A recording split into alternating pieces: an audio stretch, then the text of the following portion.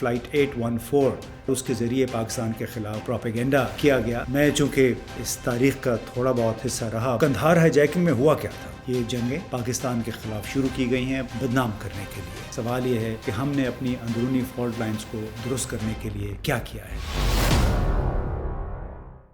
السلام علیکم دوستو، آپ دیکھ رہے ہیں امتیاز گل یوٹیوب. قبل اس کے کہ ہم آج کے موضوع کی طرف آئیں، اس چینل کو ضرور سبسکرائب کریں، شیئر کریں دوستوں کے ساتھ، اس کو لائک بھی کریں، اور یوں ہی ہمارا معلوماتی ویڈیوز کا سلسلہ آپ کے ساتھ قائم رہے گا. تو جناب، آج بات ہو جائے کہ پاکستان کے خلاف بھارت نے منظم حکمت عملی کے تحت سازشوں کا سلسلہ کب شروع کیا. میں چونکہ اس تاریخ کا تھوڑا بہت حصہ رہا بطور رپورٹر، تو شاید میرا خیال درست ہو، اور میں نے سوچا کہ اس خیال کو آپ کے ساتھ بھی ضرور شیئر کریں. وہ کیا وجہ تھی کہ بھارت نے ایک حکمت عملی کے تحت پاکستان کو سزا دینے کا یا پاکستان کے خلاف تخریب کاری کا سلسلہ شروع کیا. آپ ضرور سنتے ہوں گے، بہت سنا ہوگا آپ نے، 5th جنریشن وار، پراکسی وار یا ہائبرڈ وار. پاکستان کے سیکیورٹی اسٹیبلشمنٹ کا یہ کہنا ہے کہ یہ جنگیں پاکستان کے خلاف شروع کی گئی ہیں اس کے مفادات کو نقصان پہنچانے کے لیے، پاکستان کو بدنام کرنے کے لیے. تو بلا شبہ ایسا ہی ہے. ہائبرڈ وار یا 5th جنریشن وار کیا ہے؟ دراصل اس جنگ میں آپ کو ٹینک، جنگی طیارے نہیں چاہیے. اس میں آپ کو ایک حکمت عملی چاہیے. اس کے ایلیمنٹس کیا ہیں؟ بین الاقوامی اقتصادی پابندیاں یا بین الاقوامی فورم جیسے فائنینشیل ایکشن ٹاسک فورس یا اقوام متحدہ. ان کو استعمال کیا جاتا ہے کسی بھی ملک کو بدنام کرنے کے لیے، اس کے مفادات کو نقصان پہنچانے کے لیے. اور کن ذرائع سے؟ تو جناب، کسی بھی ملک کے جو اندرونی مسائل ہیں، چاہے وہ حقوق انسانی ہیں، اقلیت کے حقوق ہیں، مذہبی سیاسی اقلیت، نسلی اور لسانی گروہ. پاکستان میں آپ کو معلوم ہے طویل عرصے تک مہاجر قومی موومنٹ ہمارے سر پہ سوار رہی اپنے حقوق کا مسئلہ لے کے. پھر بلوچ علیحدگی پسند ہیں یا قوم پرست ہیں، اس طرح پشتون قوم پرست ہیں. جیسے آپ نے حال ہی میں 2 سال میں دیکھا PTM پشتون تحفظ موومنٹ ابھر کے سامنے آئی. یہ تمام مختلف حقوق کے نام پہ انہوں نے اپنی کیمپین شروع کی، اور بہت ان کو کوریج ملی. کہاں پہ؟ بھارت میں. کوریج صرف بھارت میں نہیں تھی، بلکہ بھارت سے باہر جو یورپین یونین ڈس انفارمیشن لیب کی انویسٹیگیشن تھی، اس کے مطابق کوئی 1000 کے قریب ویب سائٹس تھیں، اخبارات تھے آن لائن، جن کے ذریعے پاکستان کی غیر مسلم اقلیتوں کے ساتھ ان کی جو صورتحال ہے، پاکستان کے جو داخلی سیاسی مسائل ہیں، سیاسی جماعتوں کے آپس کے مسائل، پھر یہاں پہ جو کالعدم تنظیمیں ہیں ان کے حوالے سے خبروں کو بڑھا چڑھا کے بیان کرنا. ان تمام امور کو جب آپ ایک پالیسی کے تحت استعمال کرتے ہیں تو یہ بن جاتی ہے ہائبرڈ وار. کیونکہ یہی باتیں پھر مختلف بین الاقوامی فورم پہ جب ڈسکس ہوتی ہیں، پاکستان کے خلاف پابندیوں کا ذکر آتا ہے، پاکستان بدنام ہوتا ہے اس کے ذریعے. تو یہ ہے وہ ہائبرڈ وار یا 5th جنریشن وار، جس کی وجہ سے مسلسل پاکستان کو ایک غیر محفوظ عدم استحکام سے 2-4 ملک کے طور پہ پیش کیا گیا، اور اس میں بلا شبہ بھارت پیش تھا. پھر پراکسی وار بھی آپ سنتے ہوں گے. پراکسی وار یہ ہوتی ہے کہ اب مقامی ایکٹرز کے ذریعے ملک میں تخریب کاری کی جائے، گڑبڑ کی جائے، خودکش بم دھماکے، فوجیوں کے، پولیس کو نشانہ بنایا جانا، یہ سارا پراکسی. اور پراکسی کون ہے؟ تحریک طالبان پاکستان، داعش، اس طرح اور بہت سارے گروہ ہیں، احرار الہند. یہ سارے پراکسی جنگ کا حصہ ہیں، پراکسی ایجنٹس ہیں جن کو بلا شبہ کسی نے استعمال کیا، اور پاکستان کی ایک ایسی صورتحال بنائی رکھی ہے انہوں نے کہ جس سے باہر کے لوگ یہ سمجھتے ہیں کہ پاکستان میں بس ہر وقت جنگ و جدل ہوتی رہتی ہے. اب جناب آ جائیں اس پہ کہ اس کا آغاز کیسے ہوا. تو آغاز اس کا میرا خیال ہے جو 24 دسمبر 1999 کو نیپال کے دارالحکومت کٹمنڈو سے ایک فلائٹ تھی IC-814، اس کا اغوا تھا. اس فلائٹ پہ اس وقت کوئی 180 کے قریب مسافر سوار تھے، اور یہ امرتسر، لاہور، دبئی سے ہوتی ہوئی 25 دسمبر کو یہ فلائٹ قندھار ایئرپورٹ پہ اتر گئی۔ طالبان اس وقت قابض تھے قندھار پہ۔ ان سے مذاکرات کے لیے بھارتی حکومت نے ایک 4 رکنی ٹیم بھیجی۔ 4 رکنی ٹیم میں اس وقت کے جو نیشنل سیکیورٹی ایڈوائزر ہیں، اس وقت وہ را اور انٹیلیجنس بیورو کے ساتھ تھے اجیت دوول، ان کے ساتھ ساتھ تھے وویک کاجو۔ یہ آپ تصویر دیکھ رہے ہوں گے، وویک کاجو صاحب ہیں میرے ساتھ۔ جو وی آئی پی ٹرمینل تھا، یہ 31 دسمبر 1999 کی تصویر ہے۔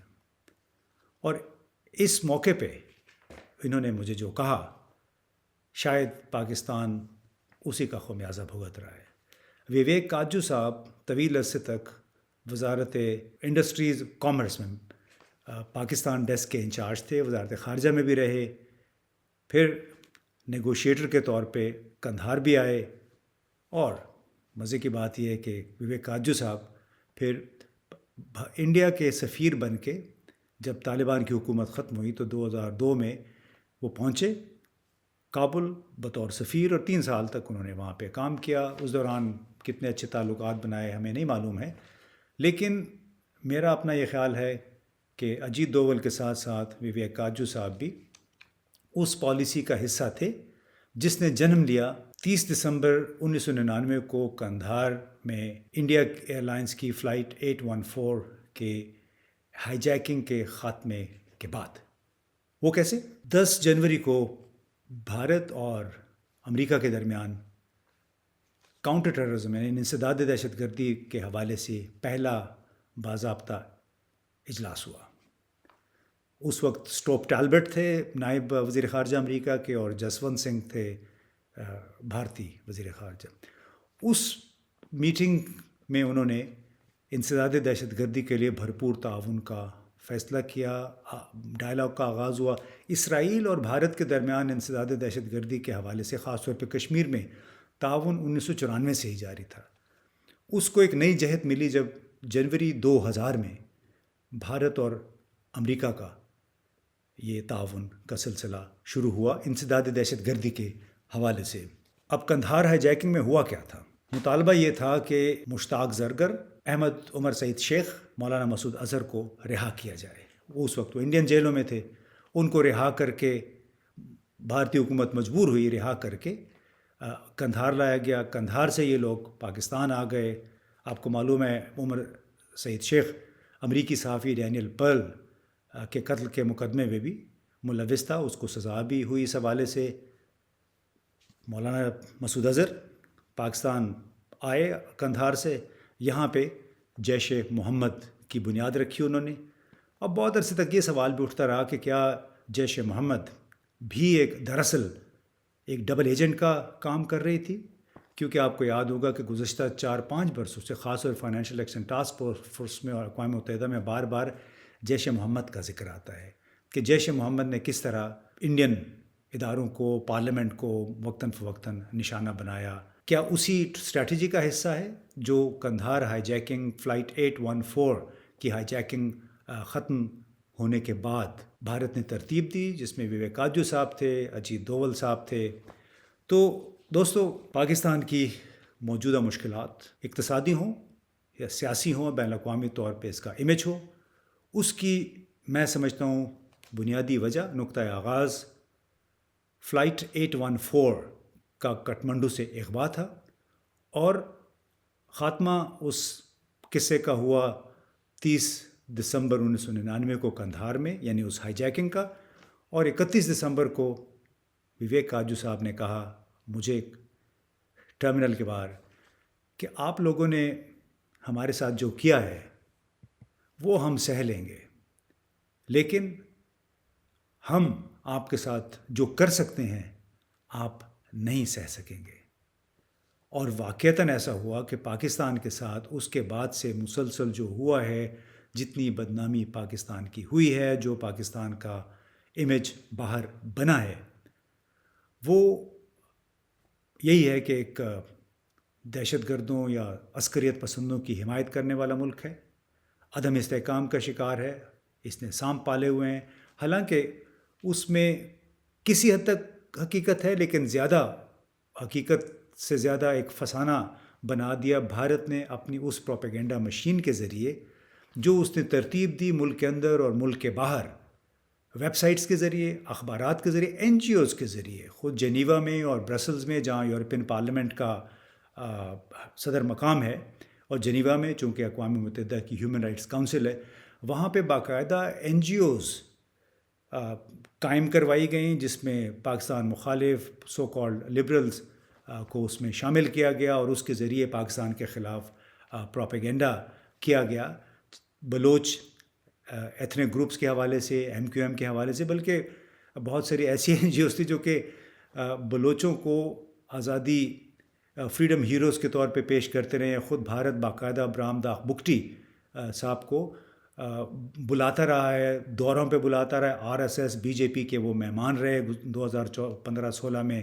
برام داغ بگٹی صاحب، اور 4 مہینے تک ایک مرتبہ ان کو بلایا گیا، ان کی میزبانی کی گئی. اب آخر کیا وجہ تھی، کیوں ایک آزاد بلوچستان کے لیے بھارت نے اتنی تگ و دو کی؟ تو بنیادی طور پہ چاہے وہ ہائیبریڈ وار آپ کہیں، اس کو 5th جنریشن وار کہیں یا پراکسی وار کہیں، اس کا آغاز قندھار ہائی جیکنگ سے ہوا. اس پہ عمل درآمد ابھی بھی جاری ہے. یورپین یونین ڈس انفو لیب کے ذریعے ہمیں جو انویسٹیگیشن جو معلومات ملی اس کے مطابق باقاعدہ تمام ویب سائٹس انڈیا کے ذریعے اسپانسر ہو رہی تھی. ان کے پیرنٹ لنکس جو تھے وہ انڈیا میں تھے. تو ایک وہاں کا ایک گروپ تھا جس کے ذریعے ان سب کی فنڈنگ ہو رہی تھی. تو جناب یہ وہ ہائیبریڈ وار یا 5th جنریشن وار ہے جو بھارت نے پاکستان پہ مسلط کی گزشتہ 20 برسوں میں، اور اس کا پاکستان کو بلا شبہ بہت زیادہ نقصان ہوا ہے، اور ہم آج بھی بھگت رہے ہیں جو پاکستان کی اس وقت صورتحال ہے. لیکن ہمیں یہ بھی یاد رکھنا چاہیے کہ ہر وقت بھارت کو اپنے مسائل کا اگر ذمہ دار ٹھہراتے رہے تو ہم ان مسائل کا جائزہ، ان کا مسائل کو ایڈریس نہیں کر سکیں گے جن کا ہمیں سامنا ہے. ہمیں یاد رکھنے کی ضرورت ہے کہ جہاں پہ آگ ہوتی ہے دھواں وہیں سے نکلتا ہے، اور اس کو ہوا دینے والے ظاہر ہمارے دشمن ہی ہوں گے، اور ہمارا دشمن اگر اس دھوئیں کو، اس آگ کو ہوا نہیں دے گا تو بہت نالائق ہوگا. یہ ایک انڈرسٹوڈ بات ہے کہ ہمارا دشمن جہاں بھی ہماری اندرونی فالٹ لائنز کو دیکھے گا اس کو وہ ضرور اس سے فائدہ اٹھائے گا. سوال یہ ہے کہ ہم نے اپنی اندرونی فالٹ لائنز کو درست کرنے کے لیے کیا کیا ہے. T L P, Lashkar Taiba, Jaish محمد، یہ ہر آئے روز جو اکھاڑ پچھاڑ ہوتی ہے، جلاؤ، گھیراؤ، دھرنے، اور اس میں ہزاروں لوگ اکٹھے ہو جاتے ہیں، پیش بندی ہوتی نہیں ہے، مشینری، انتظامی مشینری سوئی ہوتی ہے، پولیس اس قابل نہیں ہے، سیاسی اشرافیہ جو ہیں وہ پولیس کو سپورٹ نہیں کرتے.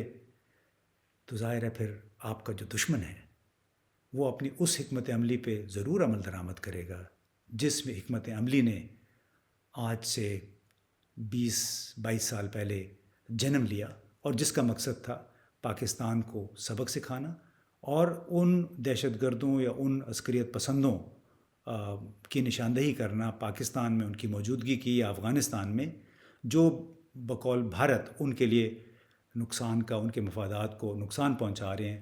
لیکن حقیقت یہ ہے کہ بھارت چونکہ اس وقت ایک ایسی صورتحال سے دوچار ہے کہ اس کو مسلسل پاکستان کے خلاف پروپیگنڈا جاری رکھنا ہے.